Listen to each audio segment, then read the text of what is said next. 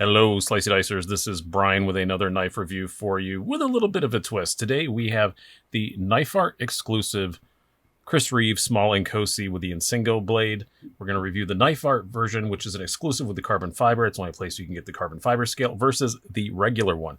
Now, a few caveats, and if you want to skip ahead through all this part, I'll put a timestamp down below to where the actual proper review starts. I've only had these for about a day. I wanted to get them done, though, because one of them is not going to be sticking around very long. And on a related note, yes, these were a very nice gift from a guy, David, from Massachusetts. He sent me both these as a donation to the channel. I very, very much appreciate it. They are both slightly used. I got a small Chris Reeve Sabenza. I mentioned something about being too pretty to carry. He said, hey, do you want an Inkosi? I don't carry mine. Do you want to try a small one? They don't work for everybody's hands. We'll get to more of that as we go on. And I said, yeah. And he said, well, which one? And he showed me both of these. I couldn't decide. I actually sent him a little video of me flipping a coin. The carbon one won, but then he wound up sending them both to me and said, hey, keep one, sell one. So that's what's going to happen. Side note, stop sending me stuff. I'm doing okay now. Yes, I did have the COVID, but I am recovering. I am feeling better, and it's getting kind of out of hand. So as much as I appreciate it very, very much, I truly, truly do. I've gotten some really cool stuff. People have sent me Hanks, 3 Chris Reeve knives now in the last couple of days. Just stop it. I'm feeling better. You don't need to do that. I do very much appreciate it. I very much appreciate the sentiment, but yeah, you guys can stop now. But let's get going. So I have both of these now, so I had to decide which one I'm going to keep. And I thought this would be a good video to kind of show. And also, the Knifeart small Inkosi is not really covered much on the internet. I looked for videos about it, and I couldn't really find much on that specific one. You have to go to knifeart.com to get it. And yeah, I just didn't find much comparison between the two. So we're going to go through my own process of which one, I'm going to decide to keep. And we're also in the scheme of it, during the course of the video, do a review of the small Inkosi Insingo, because I've never done that. So let's put, I'll leave them both out here, I guess, for the specs. Let's do that. Well, specs and size comparisons, I'll put one aside for the size comparisons. So spec-wise, we're going to give the specs for the basic one, and then I will talk about the difference between the Knifeart one. So you have an overall length of 6.5 inches, blade length of 2.8 inches, blade thickness of 0.13 inches, handle thickness very thin at 0.41 inches, and a weight of, according to my scales, 2.93 ounces. Now, the Knifeart is pretty much exactly the same, except for it weighs 2.3 ounces, so a little more than half an ounce lighter. Now, size comparisons, we'll just put the regular one out here for this. Let's bring out a couple of the usuals, then we'll compare it to some other Chris Reeves, because I was surprised by something once we bring out some other Chris Reeves. This is not a large knife. As you can see, this is your Spyderco Paramilitary 2, and your Spyderco Para 3. I'll scooch these up because I'm zoomed in a little bit because this is a very small knife. You can see it's pretty easy for sure. Now I'll bring out a couple of other Chris Reeves. We have your full size large Sabenza, I guess called the large Sabenza 31. And this is the one that surprised me. I always thought that the Sabenza and the Inkosi and the minis were the same size, but they are not. As you can see, I'm not running a clip on this at the moment. Something else we'll talk about shortly. You can see it's a little smaller than a small Sabenza. I did not realize that. Kind of surprising how well it fits my hand, which again, something else we'll talk about in a moment. But yeah, this is one of the unique graphic ones, so it's a little bit schmancy pants. But yeah, you can see it is smaller. Did not know that. Now, I'm not going to be doing comparison between the 31 and the Inkosi because that will come later. I am going to do that to talk more about the differences between the two. We'll touch on them a little bit here, but not a ton, because that is another video that I want to do another day.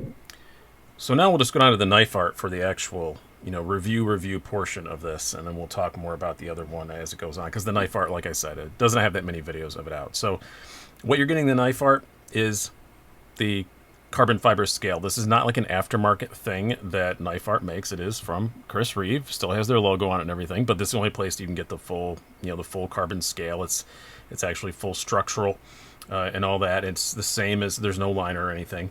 And the washer runs right on the carbon, which I thought might make it feel different, but we'll talk more about that later. This is the Insingo blade version. Always wanted a Chris Reeve with the Insingo, never had one, so very glad to have this. I've been cutting with it as much as I could in 1 day's worth of time. Cuts great. It's the usual hollow grind. About 21 thousandths behind the edge, but not terribly thick blade stock. So it works pretty good. And like I said, the major difference is just the weight. Now, ergonomically, this is something that I told somebody, hey, somebody send me one of these. And I had 2 different people say, hey, it might not fit your hand right, because I'm very kind of picky about that. And the small Sebenza, I don't necessarily love in my hand. The 31 is better, but I still don't necessarily love it. This actually fits my hand perfectly, even though it's smaller. It does have these finger grooves. These are the things that bug people, absolutely for sure, about the Inkosi. But I have skinny fingers, and it fits my hands perfectly. Even though I have large-sized gloves, my skinny little fingers land perfectly. And even better yet, what lands perfectly is the pocket clip. It's hitting a total empty spot in my hand. No pocket clip bother whatsoever. It touches like right here. So it's not a spot, where you've got a lot of flesh pushing down on it. It just kind of hits a dead spot in my hand, hits a void, I guess is the word I'm looking for. And it's extremely comfortable in my hand. I can barely get all 4 fingers on it. It is a bit small, but I don't mind it. I actually find it more comfortable in hand than the 31. The small 31, because as you can see, I'm running this without a clip right now. I did order the little filler tab for it, and it came with a little slip case because it's one of the unique graphic ones. So that's how I'm going to carry it, because I couldn't find the clip. Just didn't quite hit my hand right. It was darn close, a lot closer than it is in the 21, but still not quite. And I even tried putting I ordered a Casey Lynch deep carry clip for it, one of the cool milled ones that I have in my full size, and one of these things that's meant for the small, and it was worse. So I just went back to, I'm just going to do that. So yeah, it's weird that this is a bigger knife. Now, of course, with no clip, it's amazingly comfortable in hand, but it's just kind of funny that, this is a bigger knife, but this one I'm finding more comfortable. But caveat said, I had at least 2 people say, hey, it doesn't fit everybody's hands. So it's not going to fit everybody's hands, for sure. Now, as far as the carry goes, had to pull out ye old Wranglers. They're never here when I want them. Carry on this thing is pretty excellent. Now, I do have a deep carry clip that also fits this. Also, we'll go back to the ergonomics for a moment. Because the one that fits now, it's Type 1 and Type 2. It's not meant for large or small anymore. Type 1s fit the large Sebenzas and the Inkosis. So I did put this clip on it, and didn't care for it. Again, it's just, it works great on the big knives. I don't think it works that well on the smaller knives, at least for my hands. So it went back to the standard clip. And with that standard clip, see, you knew I'd get a segue in there somehow. Yeah, it carries pretty well. It's very light, a little bit sticking out, but nothing obtrusive, nothing that screams, a crazy thing or anything. And you do notice that little bit of weight difference in the hand more than in the pocket probably, but still that 0.6 ounces, that's getting in the range that you notice. When stuff is, 0.2, 0.3, whatever, you're not going to notice. But this I think normal people are going to actually notice.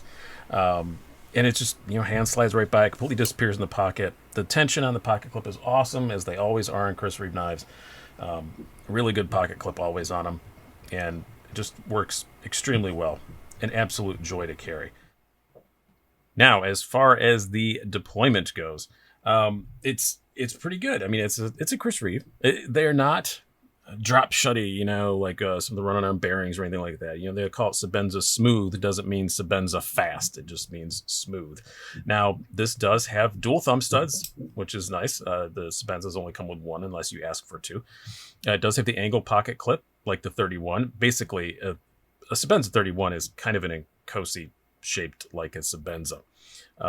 So that's just kind of how it is. But it is nice to have the dual thumb studs, and with this angle pocket clip, just like I said in my 31 review, you're not pushing on the lock bar all the time. So yeah, it will thumb flick out pretty good.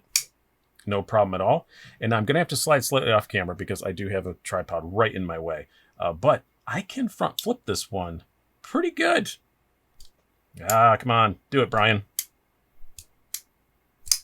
There we go. Third try. We're going to take that. Now, I have not taken either of these apart and serviced them yet. I think if I lube them up a little bit, I'll probably be able to do that a little bit better. But you can front flip it, especially with some more practice. I think I'll be pretty reliable at it.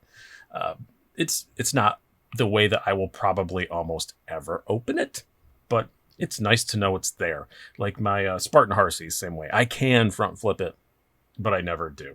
And the Sebenza, I think I pulled it off maybe once or twice, where this is something I can pull off after, as you saw, 2 or 3 tries with a tripod pushing against my elbow. I can still get it. Got to take a lot of risk. It's not the usual way to open it.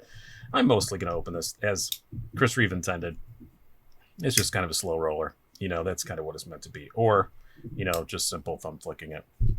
Now, I cannot Spidey flick it. There's no way. I tried, and it just caused me pain and didn't do anything. But, typical Chris Reeve action. A little bit of wrist, but they will snap out. Not bad at all. So what is my conclusion? I have 2 of these. Which one am I going to keep? The lighter Knifeart or the full titanium? Now, I expected the action to be a little bit less smooth on the carbon. I don't know. I just thought, it's the washer is touching carbon instead of titanium. It's going to be, no, that I can't tell the difference between them. Honestly, cannot. Again, I have not torn either of these apart. So, I honestly cannot tell the difference. Not at all.